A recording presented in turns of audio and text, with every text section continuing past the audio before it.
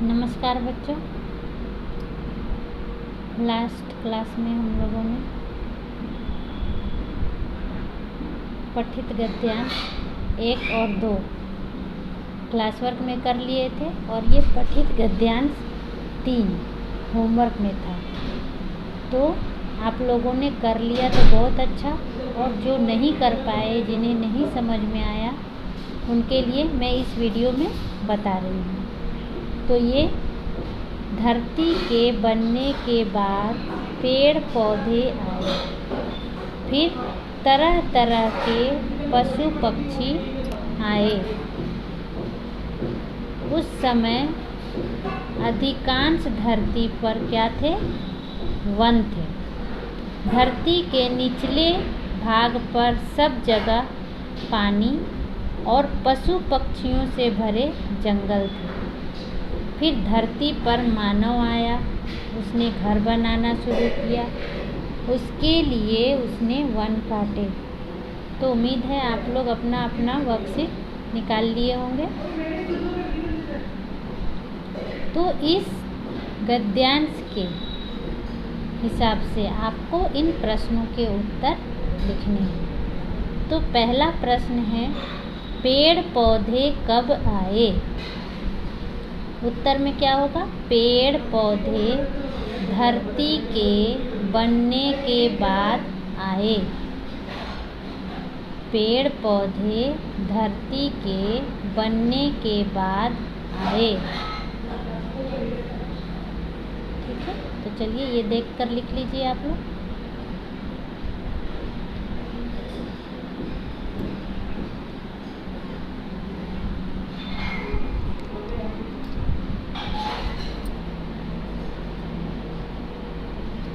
अब आप लोग अगले पेज में आ जाइए।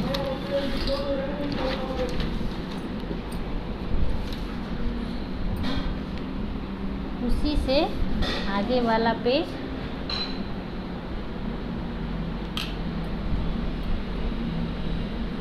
इसमें दूसरा प्रश्न है, धरती के निचले हिस्से में क्या था? तो उत्तर क्या होगा? धरती के निचले हिस्से में पानी और पशु पक्षियों से भरे जंगल थे। ऐसे आपको देखकर लिखना है यहाँ से, और जो लिख लिए हैं वो भी मिला लेंगे कि आपने सही लिखा या नहीं। ठीक है, हो गया दूसरा का उत्तर। धरती के निचले हिस्से में पानी और पशु पक्षियों से भरे जंगल थे।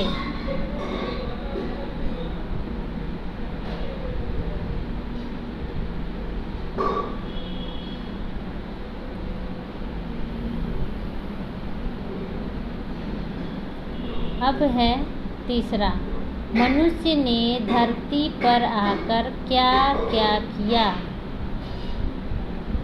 मनुष्य ने धरती पर आकर क्या क्या किया? इसका उत्तर होगा, मनुष्य ने धरती पर आकर घर बनाना शुरू किया। मनुष्य ने धरती पर आकर घर बनाना शुरू किया। यहाँ तक लिखिए। फिर है, समानार्थी शब्द लिखो। समानार्थी शब्द मतलब पर्यायवाची शब्द। तो जंगल को हम और क्या कहते हैं? वन। पशु को जानवर, घर को गृह, पक्षी को पंछी। ठीक है, अब नीचे है,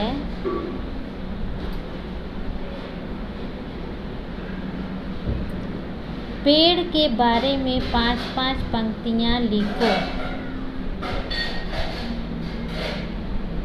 तो पेड़ का सेकंड में भी आपको करवाए थे अनुच्छेद लेखन, और पेड़ों के बारे में तो आप लोग बहुत कुछ जानते हो, तो आप आराम से लिख सकते हो। 5 लाइन के आप तो 10 लाइन भी लिखना चाहिए आपको, तब तो थर्ड में आ गए हो। ठीक है, तो ये यहाँ से देखकर आप लोग, आपको ज़रूरी नहीं कि आप सेम सेंटेंस लिखें, आप खुद से भी लिख सकते हैं। अब हम आगे क्लास वर्क की ओर बढ़ते हैं। पठित गद्यांश 4। इसमें क्या है? बादलों को पेड़ों से बहुत प्रेम था। बादल पेड़ों के बुलाने पर ही तो पानी लेकर आते थे। मनुष्य अब खेती करने लगा, पर बिना पानी के खेती कैसी? मनुष्य इंतजार करता कि कब बादल आए, मेघ बरसे और खेतों में अन्न उपजे, पर बादल तो मानव से नाराज हो गए थे। ठीक है, तो ये हमारा गद्यांश हुआ और इसी के अगले पेज में हमारे प्रश्न उत्तर है। इस पैसेज का प्रश्न उत्तर दिया हुआ है, तो चलिए हम उसे करते हैं। इसमें क्या है? गद्यांश को पढ़कर प्रश्नों के उत्तर दो। पहला प्रश्न है, पेड़ों को किससे प्रेम था? पेड़ों को किससे प्रेम था? इसका उत्तर होगा पेड़ों को बादलों से प्रेम था। फिर दूसरा प्रश्न है, बादल किसके बुलाने पर आते थे? तो क्या होगा? बादल पेड़ों के बुलाने पर आते थे। ठीक है, चलिए ये प्रश्न के उत्तर लिखिए इन दोनों को। फिर नीचे है संयुक्त व्यंजन वाले शब्द लिखो। संयुक्त व्यंजन का अर्थ क्या हुआ? जिसमें एक आधे वर्ण का उपयोग किया गया है। तो मनुष्य और अन्न, इसमें श आधा है, इसमें न आधा है। फिर है चंद्र बिंदु वाले शब्द लिखो।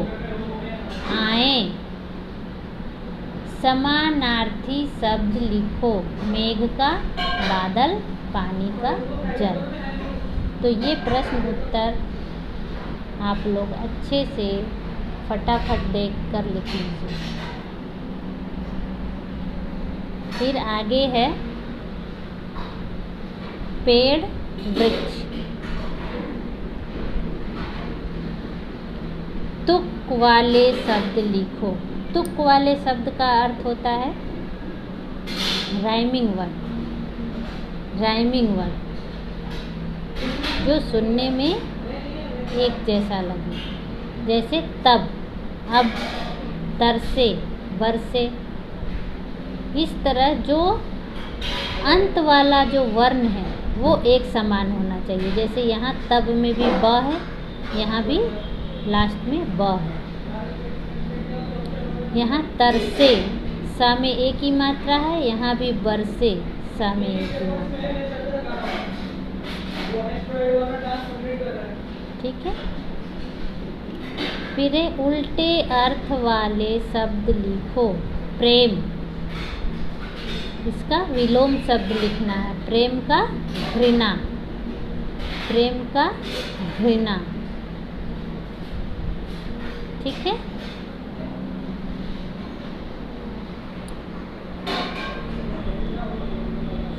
चलिए देखकर यहाँ से आप लोग लिख लीजिए फटाफट।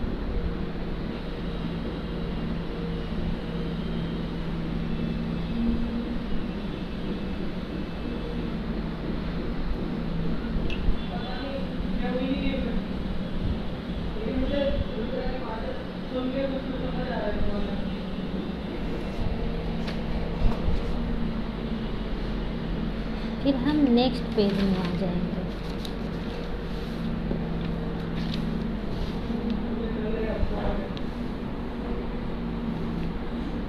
पठित काव्यांश।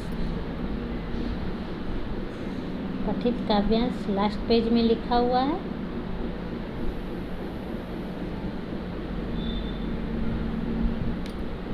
चलिए अब हम इसे पढ़ते हैं। मेरे घर के ठीक सामने एक पार्क था बहुत बड़ा। क्रिकेट खेलते थे हम उसमें, बड़े ध्यान से आँख गड़ा।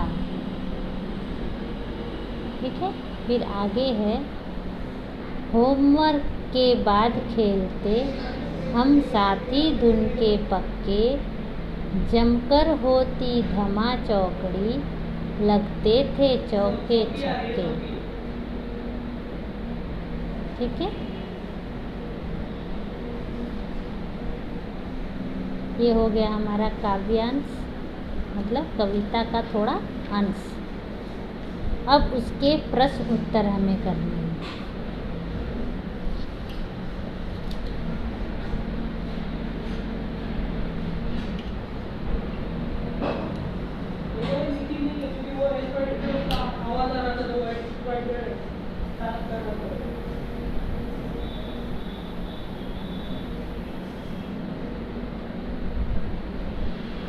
पद्यांश को पढ़कर प्रश्नों के उत्तर दो। घर के सामने क्या था? तो उत्तर में क्या होगा? वहाँ लिखा था मेरे घर के ठीक सामने एक पार्क था बहुत बड़ा। तो इसका अर्थ हुआ घर के सामने क्या था? घर के सामने एक पार्क था। ठीक है, दूसरा है, उसमें हम क्या क्या खेलते थे? तो क्या होगा? उसमें हम क्रिकेट खेलते थे। चलिए इन दोनों प्रश्नों का उत्तर देखकर लिख लीजिए आप लोग, फिर हम आगे बढ़ेंगे।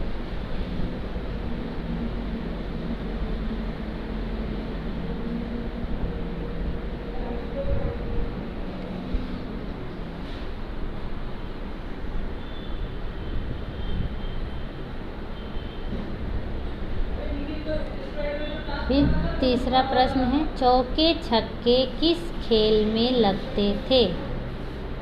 चौके छक्के किस खेल में लगते थे? तो इसका उत्तर हो जाएगा, चौके छक्के क्रिकेट में के खेल में लगते थे। चौके छक्के क्रिकेट के खेल में लगते थे।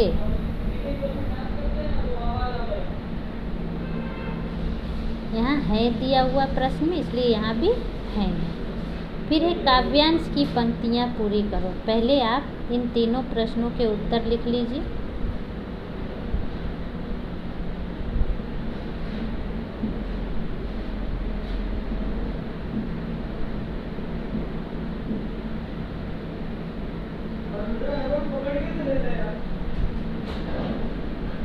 ठीक है,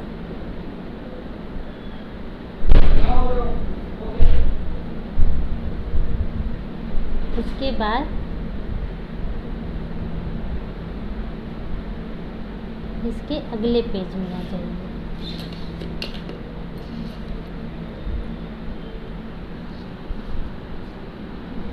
काव्यांश की पंक्तियाँ पूरी कीजिए। उसमें क्या है? डैश के बाद खेलते, किसके बाद खेलते? देखिए इधर कविता में लिखा है, होमवर्क के बाद खेलते। क्या होगा? होमवर्क के बाद खेलते हम साथी धुन के पक्के, जमकर होती धमा चौकड़ी, लगते थे चौके छक्के। चलिए ये यहाँ पर पंक्तियाँ पूरी कीजिए।